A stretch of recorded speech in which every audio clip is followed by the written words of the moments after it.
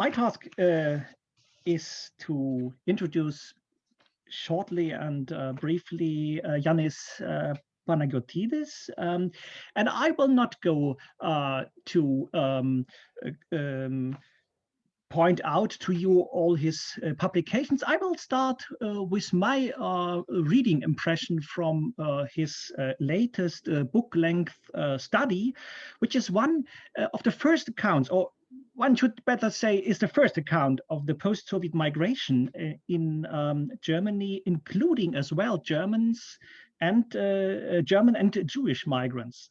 And I want to share with you shortly the cover of the book of Mr. Panagiotidis. Oh, where is it gone? I just have to change it. Well, yes. And now it should be seen to you, should be shown. Post-Soviet migration in Germany came out in 2021. And in it, Yannis Panagiotidis describes as well his personal introduction to our subject. As the son of a teacher of post-Soviet migrants, respectively their children, in the small town of Korbach, in small town Germany, he became acquainted with the problems of these Russians as they were perceived by parts of the German society. His knowledge from an early age on of the challenges of pupils and young adults from families where often both parents were born in the Soviet Union, or at least one. His knowledge of these challenges in post-unification Germany often took the shape of first-hand accounts, introduced by a co-student of him, Dmitry Bielkin, a student of East European history at the University of Tübingen, who was born in Dnipropetrovsk, which is today called Dnipro, if I'm not mistaken, in Ukraine.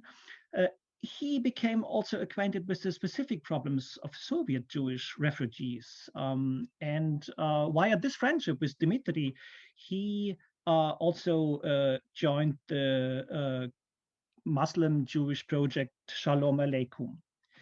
He spent a fellowship, the Manfred Lahnstein Fellowship at the Bucerius Institute for Research of Contemporary German History and Society at the University of Haifa in Israel, writing his PhD thesis. And he became junior professor at the University of Osnabrück at a chair who was dedicated to the migration and integration of Russian Germans. And he held this post from 2014 to 2020. Today, he is addressing us as a scientific director of the Research Center for the History of Transformations. I will not end this introduction without mentioning another very interesting book, which to my mind also underlines the unique qualification of Yannis Panagiotidis. And this book, which came out recently and was published by Indiana University Press, is called The Unchosen Ones: Diaspora, Nation and Migration in Israel and Germany. And to my understanding of this book, this is also a unique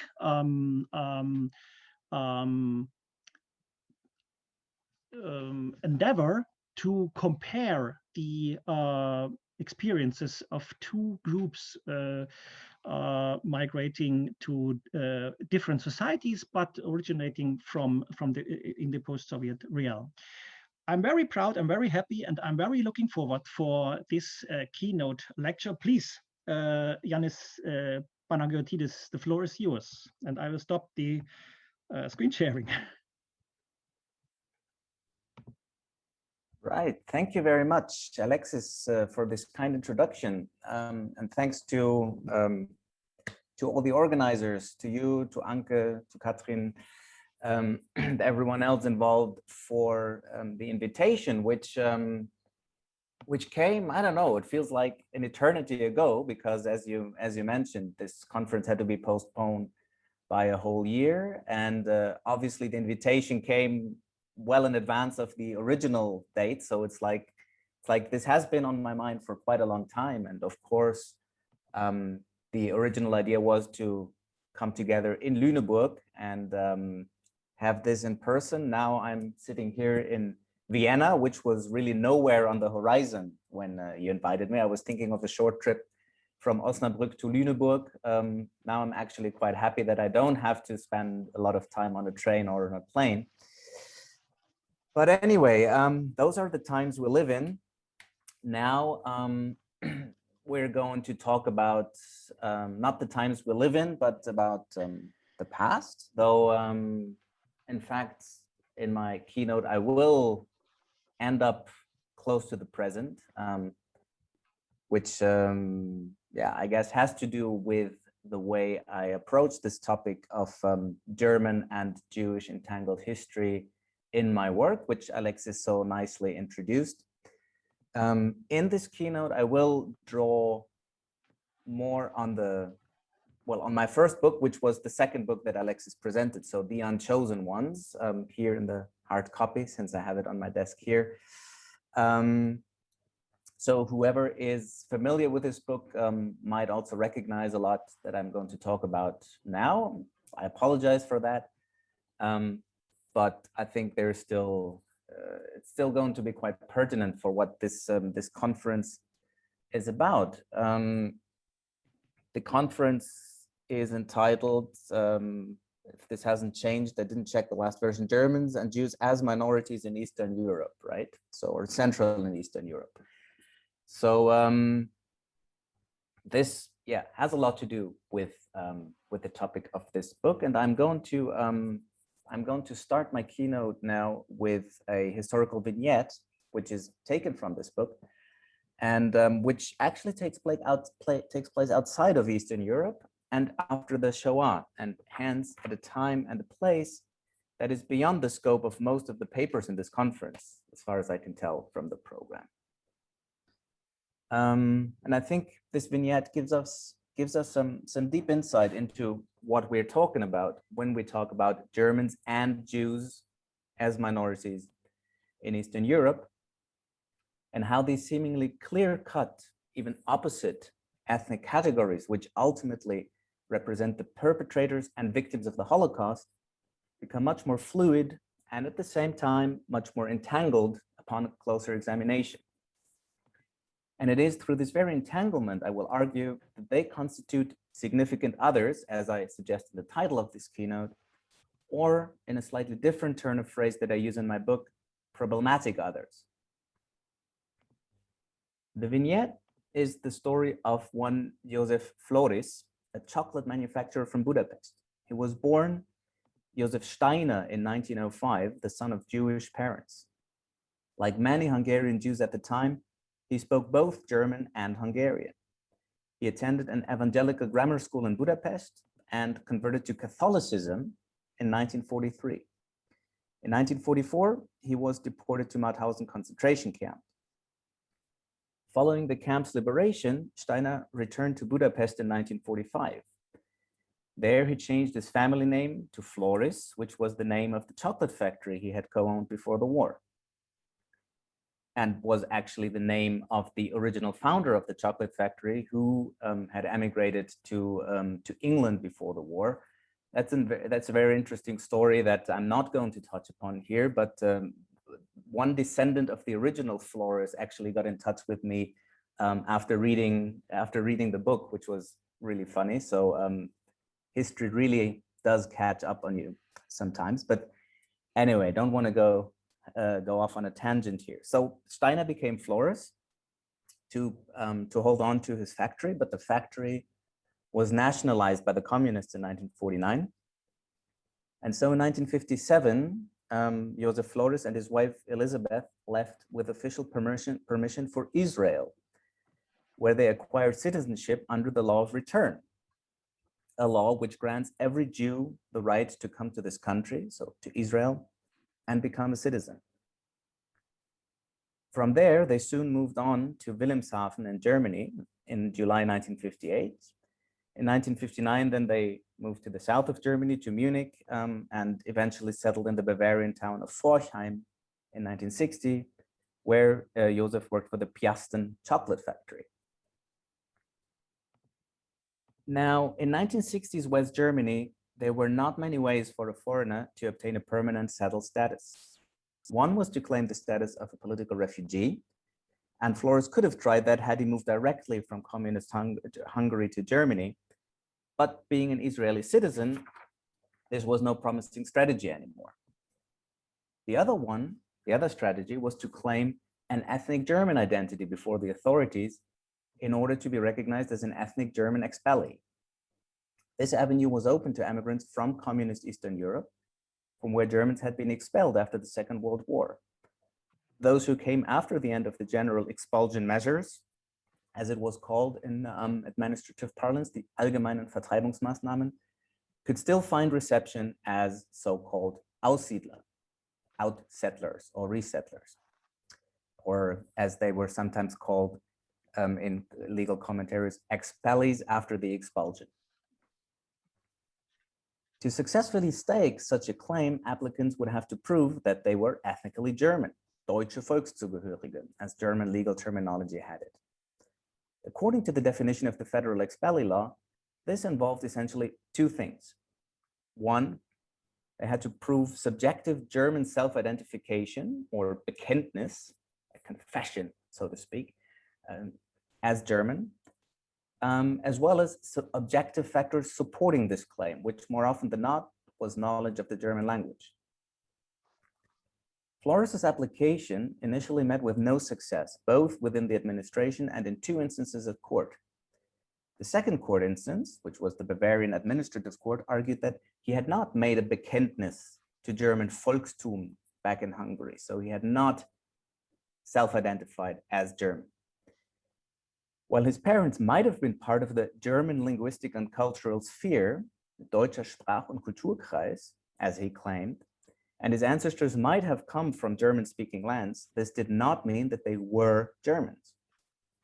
Liberal Jews in interwar Hungary had cherished German language and culture, but, the court argued, this attitude resulted from a cosmopolitan stance, weltbürgerliche Haltung, and was not indicative of a person's, and I quote, conscience and will to be German and to belong to no other people, end of quote.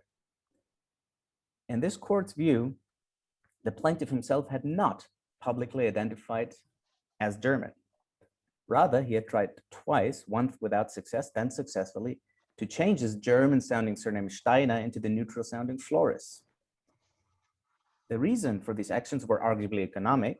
Only by assuming this name could he continue using the brand name after the war, after the real Flores had moved to England.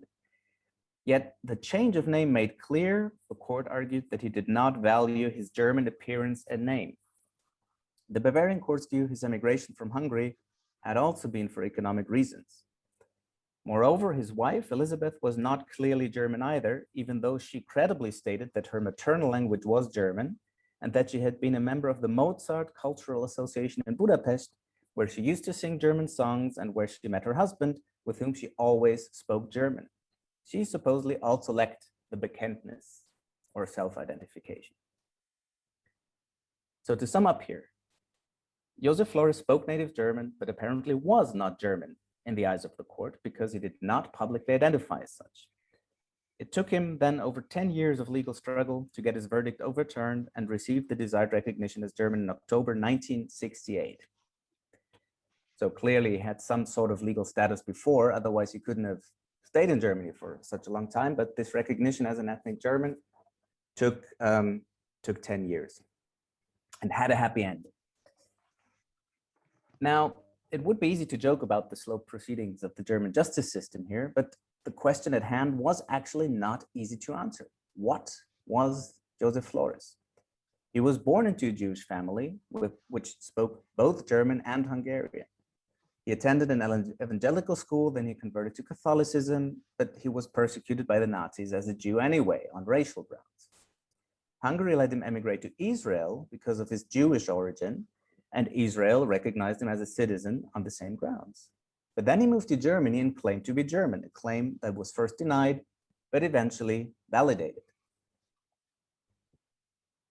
The problem for the courts was that German expellee law required an unequivocal identification as belonging to one people only.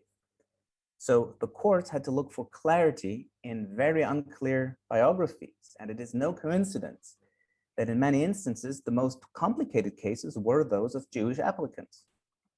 And the fact that there were quite a few Jews claiming ethnic German status in post-war Germany, of course, goes against the myth of Germany being a terra prohibita, a forbidden land for Jews after the Shoah.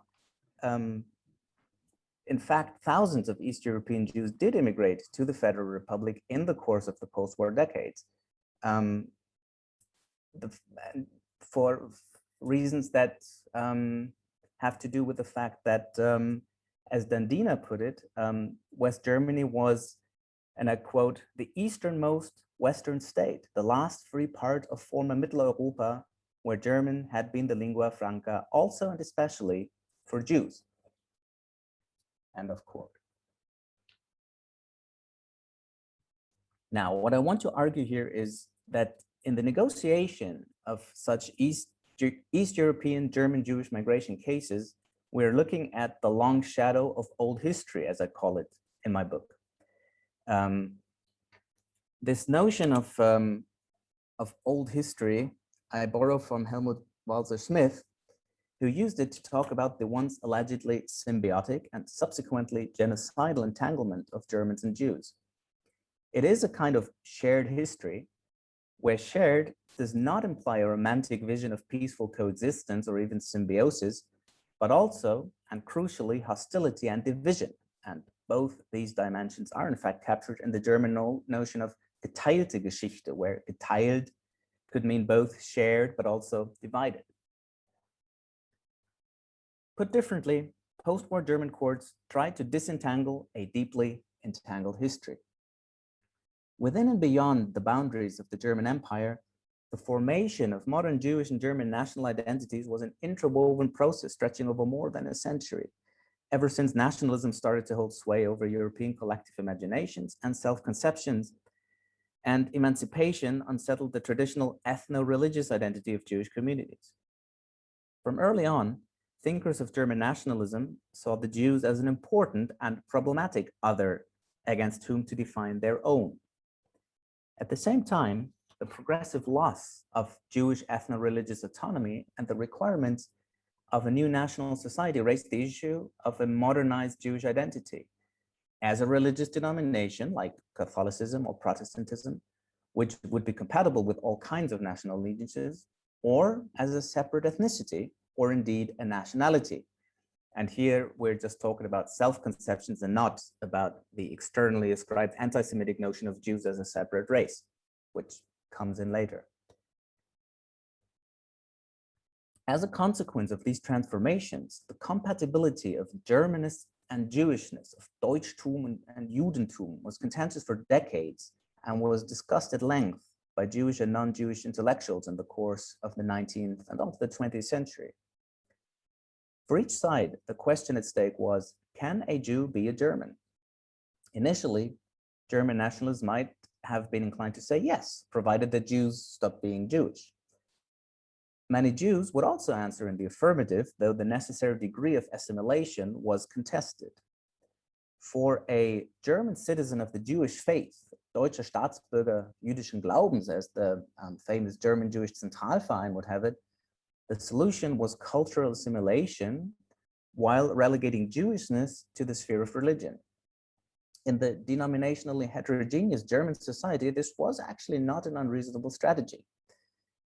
A complementary approach, which developed in the course of the 19th century, conceived of Jewishness as a tribal identity, Stammesidentität, under the common roof of the German nation, which again was not unreasonable given the contemporary discourse on the German nation being composed of different tribes like Bavarians, Saxons, and others.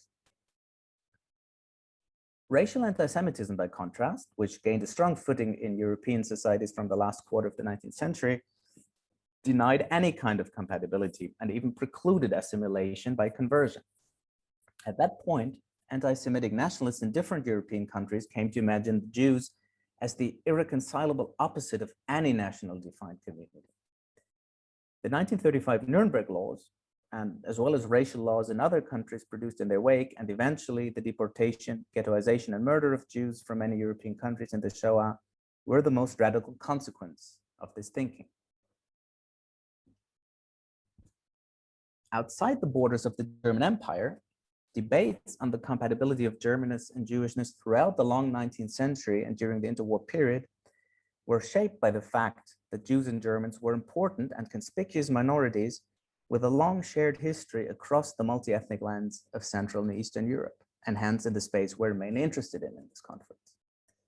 In regions like Prussian Posen and Russian Kurland, in Hungarian Croatia, or in the Austrian provinces of Bohemia, Bukovina, and Galicia, Jews were representatives of German language and culture. Famous German language writers of Jewish origin from these regions like Paul Celan, Rosa Ausländer, Josef Roth, or Franz Kafka are the most prominent testimony to this heritage. To some national movements, Jews were even suspect of being agents of Germanization. To some German Jewish nationalists, in turn, they were pioneers of Germanness and defenders of Germandom in the East, as historians Tobias Grill and Philip Nielsen have reminded us in recent publications.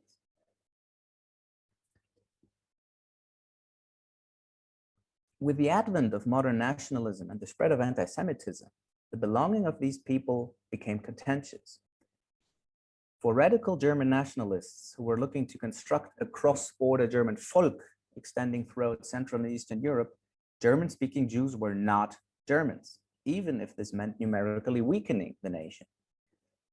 This also meant a radical change in the way the German language was conceptualized, no longer as a universal imperial language of culture and civilization, but instead as the authentic expression of the identity of a particular, exclusively defined German Volksgruppe. Remember what the court said about Josef Steiner. His family spoke German as part of a cosmopolitan stance, not because they were actually German. And this is precisely this kind of thinking updated for the second half of the 20th century. At the same time, Central and Eastern Europe was also the birthplace of Zionism as the most forceful response to the conundrum of modern Jewish identity and the increasingly exclusive position of different European nationalisms towards the Jews. Simultaneously including and transcending coetaneous West and East European notions of tribal, ethnic, or folkist Jewishness, it postulated Jewish peoplehood in terms of modern nationalism. As Theodor Herzl wrote in Der Judenstaat, in German, by the way, the lingua franca of early Zionism, and I quote, "The Jewish question is no more a social than a religious one, notwithstanding that it sometimes takes these and other forms. It is a national question," before then famously postulating that we are a people, one people. Wir sind ein Volk, ein Volk. By the time the Central and Eastern European empires came down and were replaced by nation states after the end of the First World War, the concept of Germans and Jews as separate national groups thus existed in the region. In most of the new nation states, which were in fact anything but nationally homogeneous, they were the two largest minorities.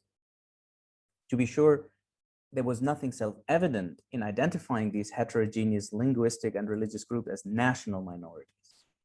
However, there were different factors at play which reinforced this pre-existing conception and favored nationalizing processes. One was the Wilsonian logic of the self-determination of peoples and the resulting minority protection system of the League of Nations, which provided rights to national collectives.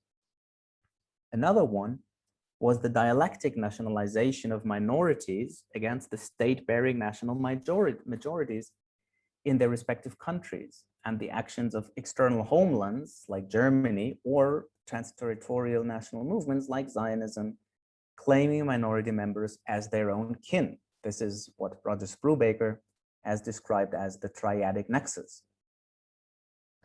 Meanwhile, the Soviet Union, about which I will talk a bit more further on, kept the territory of the defunct Russian Empire largely intact, but followed its own Leninist version of the principle of national self-determination, and also reorganized people and space along national lines, even fostering national cultures where there had previously been none. And here too, Germans and Jews, Niemcy and Jevrei, were defined as separate minorities, as separate ethnic, ethno-national groups. The drawing of a dividing line between Germans and Jews in Central and Eastern Europe thus has to be seen in the broader context of dividing up the multi-ethnic space into national units. This sorting by national criteria of former imperial subjects was a complicated matter, to put it mildly. In the post-Habsburg lands in particular, national indifference was still a salient phenomenon throughout the interwar period, something that authors like Tara Zara and Peter Judson have stressed a lot. For many individuals, it was anything but clear or important which national group, if any, they belonged to. Bi or multilingualism and the ambiguous position of Jews as both a religious denomination and an emerging national group created a host of identity options for nationally undefined individuals. But as nationalism spread and radicalized, people were increasingly constrained to choose sides if they were able to choose at all. This was particularly true during the Second World War, when the question of belonging often turned into a matter of life or death. Nazi policies of building a racial empire in Central and Eastern Europe before and during the Second World War brought additional and more violent ethnic and racial classification of the region's population. These classifications were the precondition for the deportation, extermination, and resettlement of large population groups. And here too, Jews and Germans were at the center of attention in diametrically opposed ways and locked into a fateful dialectic, and hence, once again, as significant or problematic others, though I admit that these terms appear somewhat too harmless to describe the resulting genocidal dynamics. Jews, defined by the Nazis as a separate race, irrespective of previous belonging, national self-identification, or even religious creed, were segregated, deported, and murdered by German armed forces and in death camps. The German minorities in Central and Eastern Europe, by contrast, were embraced by the Nazis to promote empire building. In Czechoslovakia and Poland, their alleged oppression served as a pretext for Nazi aggression and territorial expansion. Splinter groups living within the Italian and Soviet spheres of influence were resettled heim ins Reich, with the goal of turning them into vanguard settlers in annexed Poland. In parts of annexed Poland, as well as in Ukraine and Slovenia, the nationally ambiguous local population was classified in the so-called Deutsche Volksliste, which divided people into 4 separate categories, depending on the degree of Germanness and political reliability. As historian Doris L. Bergen has shown, the Nazis' search for Volksdeutsche, for ethnic Germans, in the territories they annexed and occupied, in fact, contributed to the exacerbation of anti-Semitism and to the local persecution of the Jews, as people could prove their often doubtful objective Germanness by participating in anti-Jewish violence, while also benefiting from looted Jewish property earmarked for Volksdeutsche. In the wake of the German retreat and eventual defeat, these different groups of ethnic German populations, as well as German citizens from the eastern territories of the Reich, were in turn subjected to forced migration within the context of what Winston Churchill in December 1944 affirmatively termed the disentanglement of populations. This took the shape of spontaneous flight from the advancing Red Army, evacuation by the retreating Wehrmacht, and internment and forced expulsion by the Soviets or by local or national authorities that had been reestablished. By that time, both the victorious allies and the reestablished nation states of Central and Eastern Europe considered the forced resettlement of troublesome minorities in their nation state a prophylactic against the repetition of the national strife of the interwar period. The 1945 Potsdam Conference, the Allies thus decided on the organized transfer of Germans from Poland, including the former German territories that were to become part of westward shifted Poland, from Czechoslovakia, and from Hungary. These and other forced population transfers continued throughout the immediate post-war years, a period which Peter Gatrell has aptly termed the violent peacetime. By 1950, more than 12 million German citizens and Volksdeutsche from Central, Eastern, and Southeastern Europe had fled or been expelled to Germany west of the Oder-Neisse line. So disentanglement of populations meant, on the one hand, that most of the East European Germans were resettled in Germany, or in fact, plural, the Germanese, west of the Oder-Neisse line. Meanwhile, the Jewish survivors of the Nazi genocide found themselves in search of a home. Especially Jews originating from Eastern Europe were often left without a homeland to be repatriated to, as the Shoah had wiped out Jewish life and communities on the grand scale. As many of them had to find out, their return was not particularly welcome in the newly consolidated nation states of Eastern Europe. And the Kielce pogrom, for instance, is but the most prominent and violent example of the hostility they encountered. East European Jews, therefore, constituted a large part of the displaced person, or DP population, which was mainly concentrated in occupied Germany. Emigration to Palestine was the preferred option for many, but due to the immigration restrictions of the British Mandate authorities dating back to 1939, the 1939 White Paper, it was not possible in large numbers before the foundation of the State of Israel. And indeed, it was then only with the establishment of the state in May 1948 that immigration became possible. And then some 300,000 Eastern European Jews left Europe for Israel over the following 3 years during the period of mass immigration to Israel. Most accounts of German Jewish history in Eastern Europe end here. For example, in the volume edited by Tobias Grill, Jews and Germans in Eastern Europe, Shared and Comparative Histories, which is actually very pertinent also for the topic of this conference, the contributions do not venture past the year 1950, except for one dealing with memory culture. But here too, Germans and Jews in the region are a thing of the past by definition. Germans went to Germany, Jews went to Israel, disentanglement complete. And yet, I would argue that because of people like Josef Flores and others, the entangled history of Germans and Jews from Eastern Europe did not end with the Shoah and the expulsion of Germans from Eastern Europe.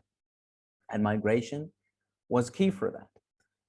After the end of the massive and forced migrations of the violent peacetime, the remaining Central and Eastern European Germans and Jews, and by extension Germany and Israel, became locked in the same migration context of, by then, restricted instead of forced East-West migration during the Cold War. Despite the near total expulsion of Germans from countries like Poland and Czechoslovakia, despite the killing of over 5 million East European Jews in the Shoah, and the subsequent exodus of many survivors, there remained sizable groups of Germans and Jews, or potential Germans and Jews, in the countries of what was now the Eastern Bloc.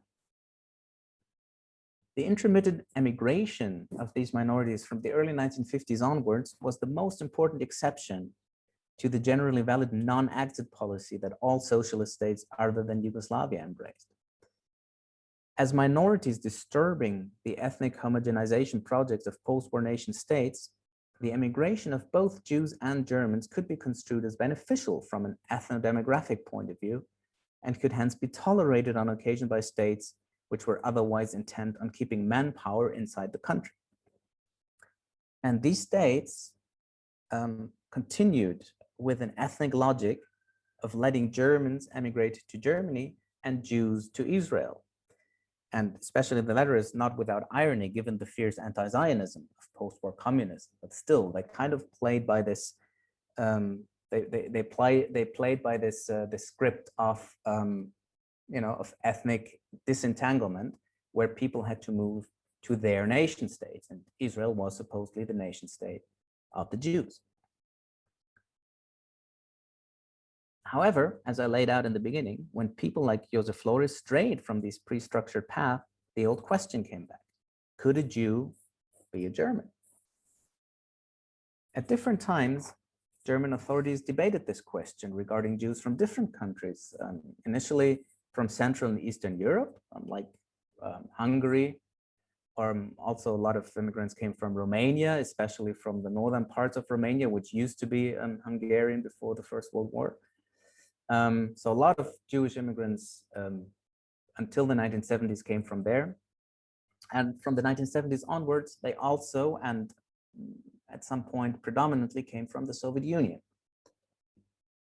And here too, here there were Jews who spoke German, and they too sought recognition as German, and for a while, even quite successfully. So the German state authorities tried to accommodate these immigrants as much as possible for a while in the late 70s, early 80s. This generous and inclusive definition practice was rolled back starting from the mid-1980s, as German state institutions encountered evidence that in the Soviet context, German and Jewish belonging was in fact mutually exclusive. And one aspect was the discovery, or perhaps rediscovery, of the Soviet nationality nomenclature, which fixed every person's nationality or Nationalnost in the internal passport. The German embassy in Moscow found out that this passport nationality was unalterable, unequivocal, and strictly adhered to by the Soviet authorities, which would allow only Germans to emigrate to Germany, while Jews had to go to Israel. And so the implication was that whoever came to Germany via Israel or with an exit visa to Israel could not be a German.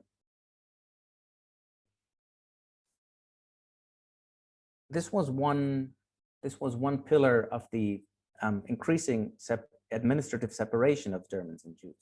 The other pillar was the work of a particular type of identity politics of German expellees from Eastern Europe, which once again revolved around the supposed opposition of Germans and Jews.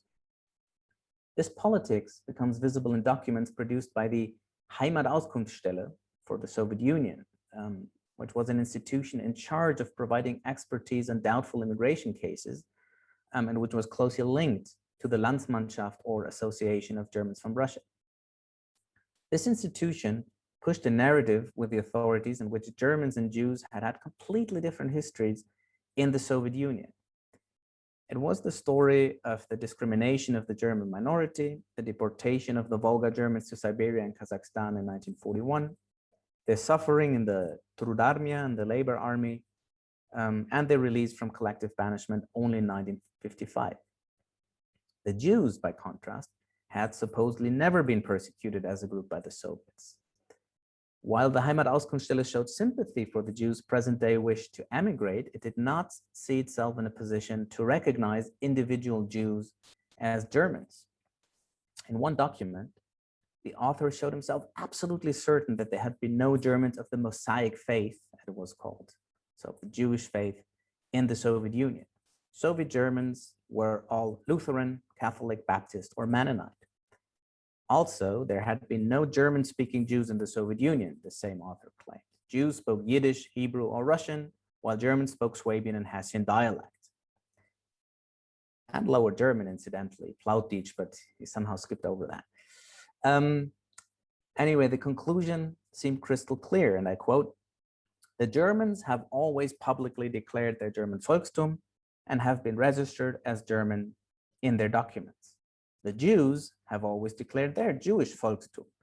They have been registered as Jews in their documents. They do not possess a Bekenntnis to German Volkstum."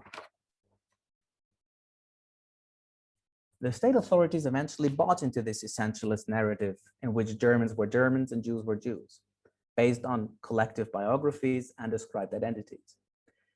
By the late 1980s, the German authorities had thus drawn a definitive line between Germans and Jews from the Soviet Union, and by that time, no others would immigrate anymore. And yet, the ironic punchline is that it was precisely this division which paved the way to increase Jewish immigration into Germany, and hence to a re-entanglement of German and Jewish histories. When the continuous trickle of Soviet Jewish immigrants to Germany turned into a larger movement in the early 1990s, at first to East Germany after the fall of the socialist government, and then to reunited Germany, their admission was no longer organized by reference to expellee law, under which they would have to prove their German ethnicity, but according to new procedure under which applicants had to prove they were Jewish, based on Soviet documentation most of the time, which would say that them or an ancestor, so a parent, had been of Jewish nationalness.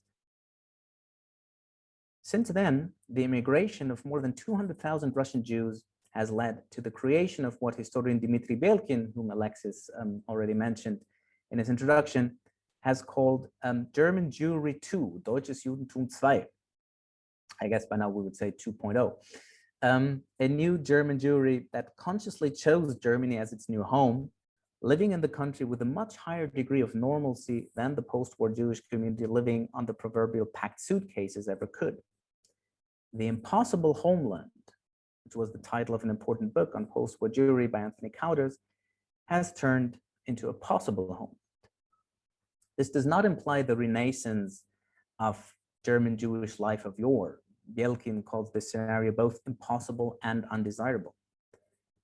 The result is instead a self-consciously transnational and multilingual community of people who embrace different kinds of Jewish identification as Orthodox, secular, or, well, none at all, actually, while also claiming an active role in the creation of a new German society. This transnational new German Jewry, then, is the somewhat ironic outcome of a migration regime that for decades would accept Jews only if they could prove they were German, before explicitly taking them in as Jews. Once this entanglement was complete, re-entanglement happened. Now, to conclude, I think the narrative I presented here gives us some clues to think, how to think and write about a shared history of Germans and Jews in Central and Eastern Europe. And to boil it down to a simple message, this is essentially a call to think beyond boundaries. So first, to think beyond seemingly clearly defined boundaries between ethnic groups, since Germans and Jews are categories that have not always been mutually exclusive, quite on the contrary, and which have been created and negotiated in close relationship to one another. It is secondly a call to think beyond geographic boundaries, as the history of Germans and Jews in Central and Eastern Europe took place under the influence of ideas and concepts from the outside, for instance, German nationalism, but also continued after the disappearance of most Germans and Jews from the region. So it is also a history set in Germany, in Israel, in Austria, in the United States, and really anywhere else where Germans and Jews from the region continue to interact. And finally, and related to this last point, this is a call to think beyond temporal boundaries, as 1945 was not the end of this entangled history. But this is the end of my talk. So thank you very much for your attention. And I think now we have something like 10 minutes for a bit of discussion and Q&A, right?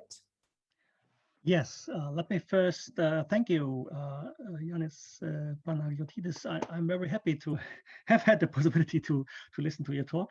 And I hope that this is true for all our other listeners. I am not quite sure about the technical possibilities to invite our listeners to ask questions. I just have to change. Oh, well, now I found it. Let me just make a break in the record. And I wanted to ask you, you said that for the late period, re-entanglement started once the entanglement was prohibited. And I found that interesting, and I wanted to know whether you describe this as an empirical finding or you think this is systematically necessary to make the division before the re-entanglement can start again? Mm-hmm. That's an excellent question, Anke. Thank you. Well, first of all, it is an empirical observation, so it is something that I noticed, and which was really, which is something I was really not aware of. I mean, there are sometimes, you know, when you do research, there are things that you expect, and there are things that you don't expect, and that was really something that I did not expect, because in most accounts you get of Jewish immigration to Germany, so the Kontingentflüchtling of the 1990s, this comes like a bolt out of the blue, and all of a sudden there are these Jews, and we have to, you know, we have to accommodate them somehow. And this prehistory is never really present. And in fact, in the beginning, in 1990, when this whole thing started, the first impulse of some politicians was to say, well, we can just treat them as Aussiedler, again, basically continue with the previous practice. But they didn't do this because it got more and more difficult, in part because these people didn't speak German anymore. They just spoke Russian, and they didn't have any paperwork to indicate that they were German. So anyway, but your question is, was this somehow necessary, perhaps? I'm not sure, but let's say that within a logic of national, like if you think of the 20th century as a century where national groups and national states consolidated, perhaps it is necessary. I mean, it's always difficult and perhaps dangerous to argue in terms of necessity and even teleology, especially if it involves the nation. But I think it's quite instructive if we look, for instance, at another case that I looked at in my research, which didn't make it into the book, in the 1950s and 60s, when quite a lot of German Jews left Israel. They had come to Palestine in the 1930s, and they left Israel in the 50s to go back to Germany, and they took their children with them. Children who had been born in Israel, who spoke Hebrew rather than German. And the Israeli public and the Israeli media were going mental about this, and basically saying, you know, they're stealing our children, which I think was very much an expression of, you know, not just of post-Shoah trauma or whatever, but this was very much a case of insecurity about the own status as a nation state. And if we look at now, I mean, Israel was not happy that Russian Jews came to Germany in the 1990s, and they're not happy about Israelis leaving Israel to live in Germany. But, you know, by and large, and this is something that that research by Danny Kranz, who will also be here later, I believe, has shown, it's not such a big deal anymore, to put it somewhat colloquially. So yes, perhaps this kind of clear separation, the clear setting of boundaries, then perhaps is a precondition to sort of get re-entangled on more certain terms and sort of on eye level, rather than in different types of hierarchy, perhaps. Thank you. Let me just include Kerstin Bischel. I've tried to change. No, she has turned on her micro, so now she can speak. I'm sorry. Please, Kerstin Bischel. Yeah, thank you very much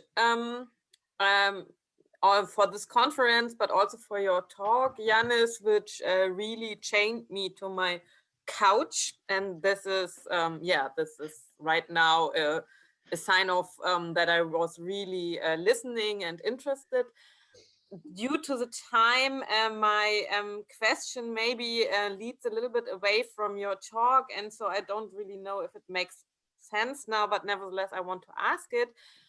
In your talk, you focused much on the on the state activities and the effects of legal procedures to disentangle this German-Jewish shared histories.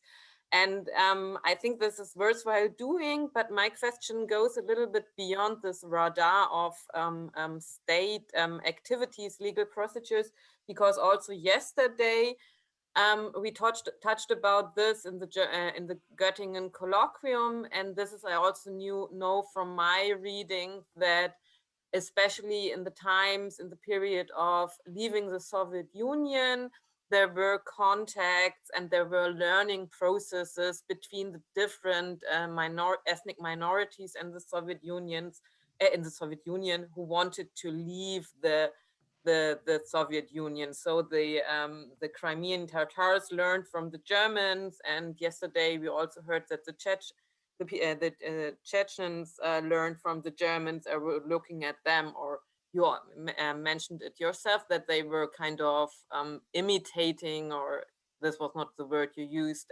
the German narrative. So my question goes to the period before the Second World War, because the disentanglement you talked about was much carried out by the Nazis invading the Soviet or the Soviet Union or Eastern Europe. But were there like entanglements between the Jews and the Germans, or can we talk of Germans and Jews in this time who had entanglements under the radar of the state? Mm-hmm. That's thank you, Kerstin. That's also a very important question that takes us to a different level of observation. I mean, you're right to point out that my talk was generally about state perspectives and state classifications, which are, I would almost say, naturally at odds with things that are going on the ground. And in fact, I think we still don't really know enough about what's going on, or what was going on the ground, precisely because these narratives are so strong. The retrospective narrative of completely separate histories which got nothing to do with each other. There is some research going on in that field, and I mean you have Amber Nickel in this conference as well, who works on precisely that. So on Germans and Jews in Ukraine before the Second World War, which I think is a very interesting case of a region where these minorities really did live side by side, where they did interact, and perhaps more than that. I mean, there is some interesting, I mean, you get some interesting glimpses of this in different parts of the literature. For instance, in Eric Steinhardt's book on the Germanization of Ukraine, which is essentially a story of the Holocaust in Ukraine and Nazi empire building and the involvement of the local German population in this. He writes about how the Nazis were very distrustful of Germans in Odessa because they suspected them to be too chummy with the Jews. And he does find evidence, and Alexis is nodding, he would know about Odessa, right? I mean, there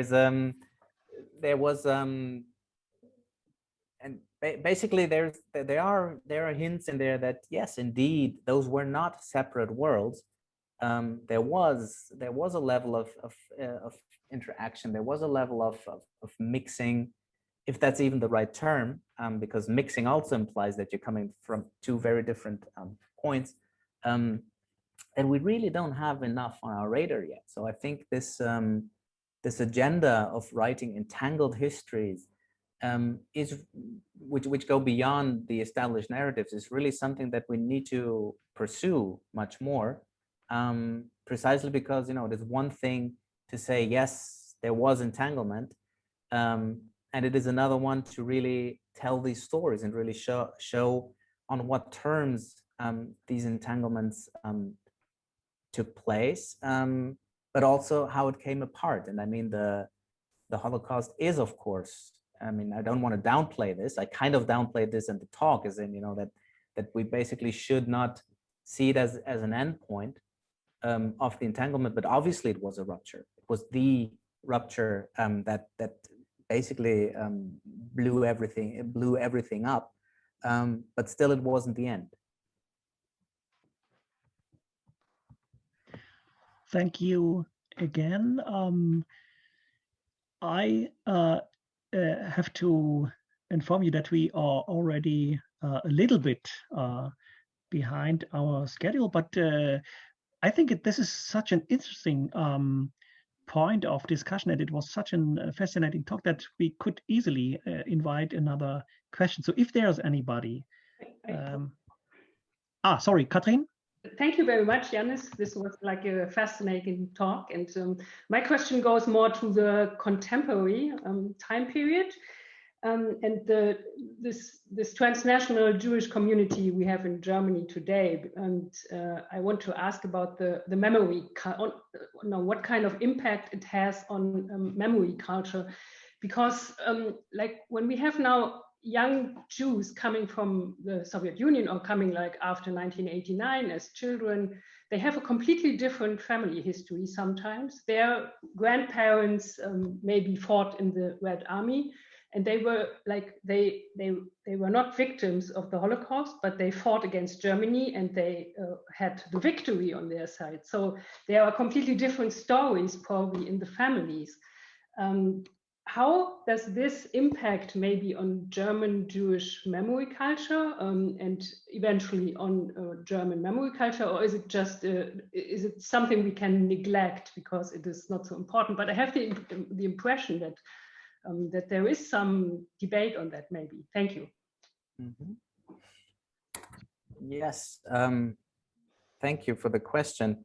Yeah, I don't think it's something we can neglect. I mean, it is actually it is something that that was debated for a while. I think quite lively in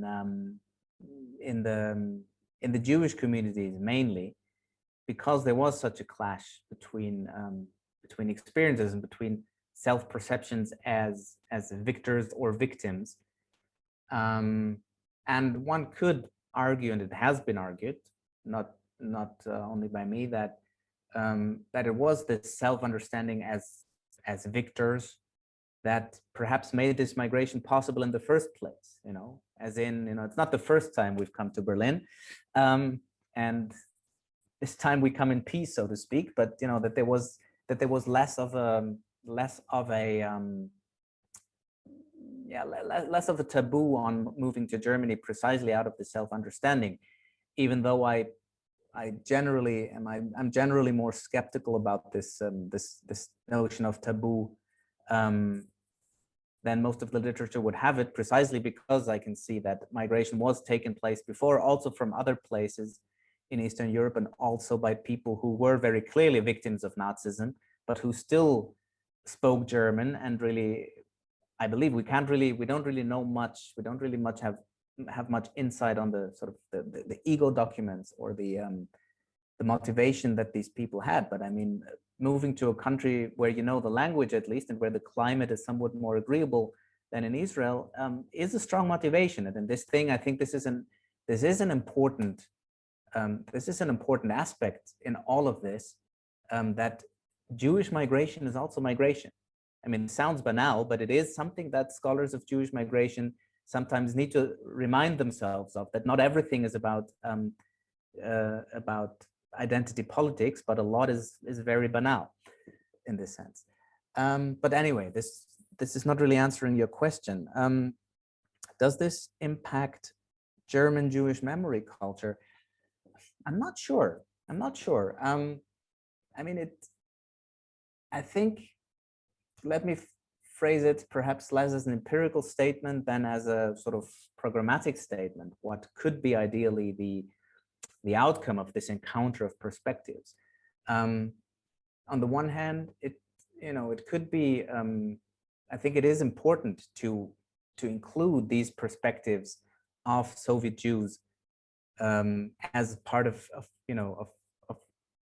a victorious narrative, basically. I mean, just the other day, the last liberator of Auschwitz, David Dushman, passed away, who was Jewish and who lived in Germany. So this is actually a very pertinent story. On the other hand, and this is also very interesting, if you look at there's a wonderful volume which I have here on my shelf, Lebenswege und Jahrhundertgeschichten. So life path and the history of the century, basically, which is a collection of interviews with Jewish immigrants in Germany from this generation, from this older generation. A lot of them have fought in the Red Army, so they were victors. They see themselves as victors, but you know, in their narratives, at some point it pops up that yes, half their family was wiped out in Belarus or in Ukraine. So yes, they're also victims, and I think this is something I think whoever has studied a bit of Soviet memory culture is aware that those are aspects, of course, that were sort of, if not swept under the rug, then certainly not overemphasized in Soviet discourse, where victory at some point was more important than victimhood. And I think reconciling these two perspectives and saying, yes, this victory narrative is serious. It's not some sort of brainwashing by Stalinism that these people endured, but it is important to them. But at the same time, there's also a massive story of loss and of grief and of trauma in these families. I think bringing these two things together would be really important to move forward, and perhaps this is already going on. There, I'm really not deep enough into the matter, but I think it would be good if it was.